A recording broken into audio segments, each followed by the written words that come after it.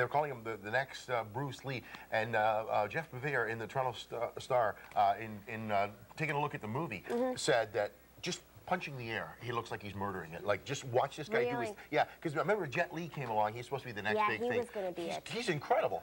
But this guy is supposed to be just right over the top. Yeah, I want no special effects. When the bones crunch, I want to hear it. I don't want a Foley artist making some celery snap in the back. I want real bones crunching. Real bones crunching, and then we know we got ourselves a movie. The Heffalump movie for the kids, and then Hitch, if they say it's a good date movie, too. Stay tuned, because we have the author of 1001 Questions to Ask Before You Get Married. You're on.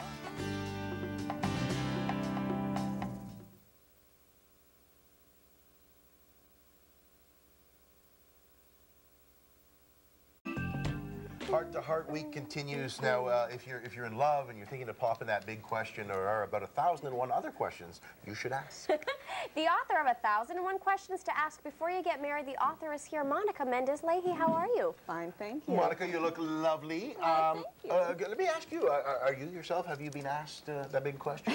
Yes, in fact, I've been married for 10 years. Congratulations. A long-distance relationship that went right. Really? Wow, that is so rare. Yeah. Now, was it because of the long distance that led to this book? Because I'm sure you had a lot of questions. If you're in a long distance, you don't get the opportunities to find these things out naturally. In fact, what's nice about a long-distance relationship is a lot of time we spent on the phones, we got to ask, ourselves questions. But then I got married, and the reality of marriage sank in, and it was quite a shock. So that was the inspiration. But you're still happily married now. Yeah. What is the #1 question people should ask? Gosh. Do you want kids? That's hard to pick out of 1001.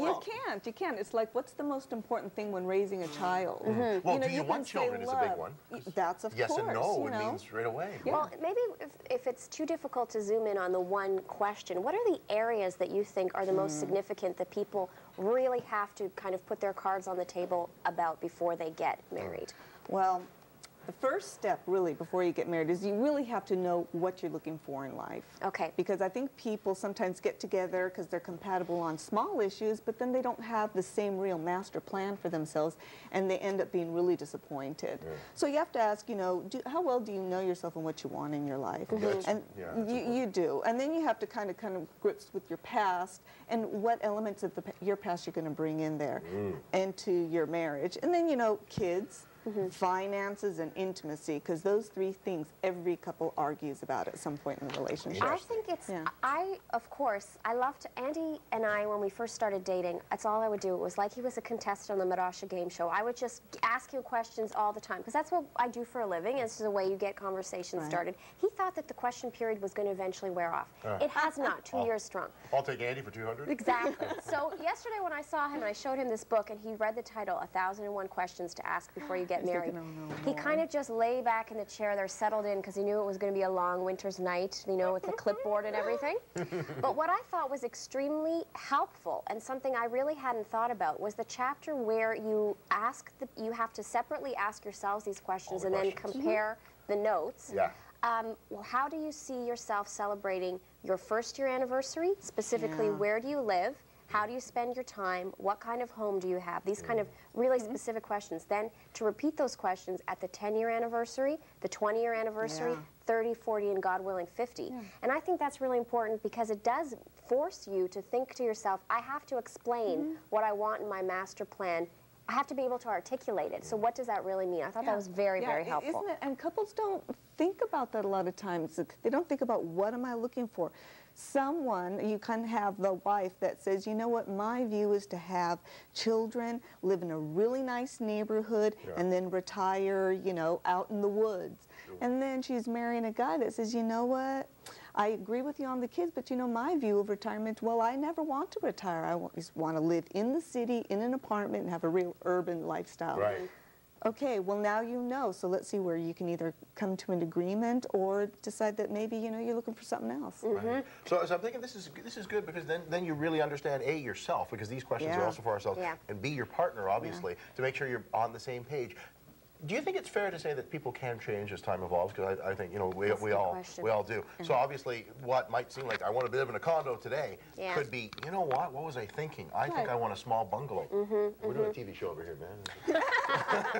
People want to get in on the questions. He's like, I know. That's a good question. You know, people do change. I mean, and that's always, and not only is there change, but sometimes circumstances come up that you completely didn't plan for. Sure. But in these questions, you're kind of discovering how people handle crisis and change and how susceptible they are. You know what I like is the way you, in the book, I'm sorry to interrupt, but you say, what happens if a person's at a store, you buy something, it's faulty, you try and take it back, and they don't give you your money back. How does that person, because it's like, oh, does this person have uncontrollable bouts of anger? Right, I told you I right. don't. Very or you may revealing. find a person that says, you know what, I return everything I buy. Yeah. So you have to think, okay. Oh, yeah. I Did don't you wanna buy dig up me? No. But that's another great thing about the book. In addition to practical questions, you set up scenarios where you really have to ask yourself and your partner, what role are you going to play? There's a great chapter with a list of kind of what-if situations. Yeah. This was the one that Andy and I kind of You had a were good stumped conversation on it? It was, what happens if you're planning a trip, you're on vacation, you show up at the airport and you have forgotten your airline tickets, or if you show up at the hotel and they've lost your reservation, what is going to happen? You're going to solve it together. Really? Yeah. Yeah, I thought so too. Not so much. Oh, it happened. Sounds like it happened. No, it hadn't happened, but we were just talking about it because we recently had Took a a trip. few trips, Yeah. and it's surprising to find out which role the other person wants to assume. It's one thing when you talk about it, but as you know, in the heat of the moment, things change. And you know, these are all questions about real instances that happen in life. Sure. I mean, who hasn't been on a trip where something has gone awry? Well, I parked the car and came racing in and forgot the carry-on luggage in the back seat at the airport. Yeah, because we were late for a flight. Yeah. I Divorce? left my ticket. I've had that happen. Yeah. Robert and I, that's my husband's Robert. I left our tickets at home. Oh, and how did Robert react to this? Well, no, in fact, he was smart. I think he had his ticket on him, but I left mine at home. So he said, So see you in he's- 2 weeks, honey? Sent you a exactly what he postcard? said. Did he?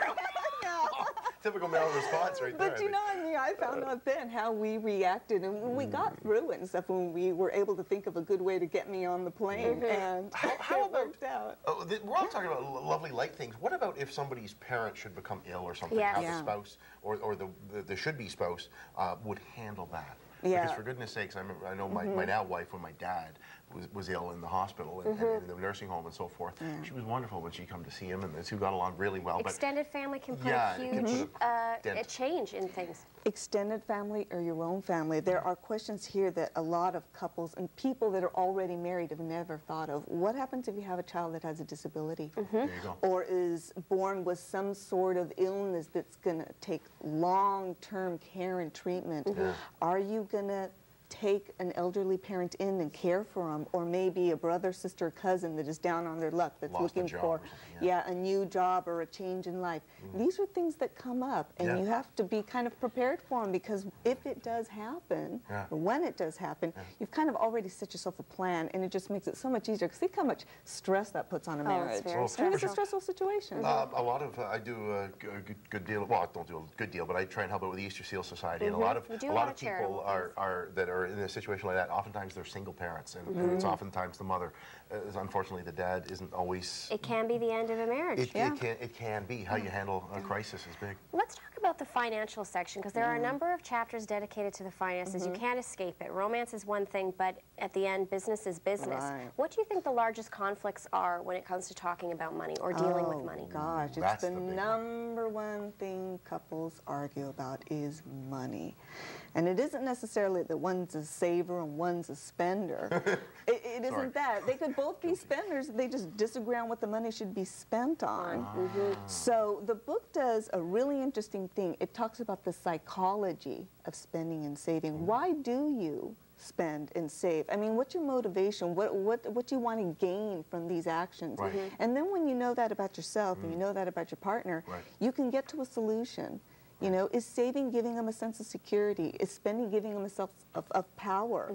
Or Right. is it because they always want to be on the cutting edge? Well, why? Because it makes them feel, you know, like they're really intelligent, knowing the latest and greatest. Right. So you can use that to find solutions. You can channel that energy in different ways That's to get to goals. But you have to know why you do it to get a solution that'll work. And a lot of the questions are written in ways that, you know, when you take a quiz and you think, oh, it's very obvious what the right answer should be? Yeah. This book doesn't give you No, those kind of there's no hints, so answer. they're quite revealing. Yeah, which is why it's so much fun, not only for couples that are about to get married, but I've seen teenagers that are about to start dating. I've seen couples that have been married for 40 years take a look and go, oh my gosh, you know what? I don't know this about my partner or about my husband and wife. Or they talk about it and they go, really, you think that way? It's a Do way me to a get favor. to know you. Do me a favor, Monica. We've got Nick over here on the set again. Give him a copy there, because he's a young man. He's talking about his dating woes a little earlier. There you go. Oh, yeah. Thanks so much, Thank you so Monica. much. Well, thank you guys very much. A really revealing book. 1001 Questions to Ask Before You Get Married. It's available in bookstores right now. And online. online at www.1001questionstoask.com. You know the question I was asked? What? How long is it? And she meant the engagement. Live coverage of the 2005 Kia Cup. Why are they all laughing? Ontario Men's Curling Championship. It continues right here on Rogers Television. Exciting time now. Let's check in with Mark, because I don't want to talk to you right now. Come on. Mark, Hi, Mark. how are you? He doesn't want to talk to Hi, me. Anthony.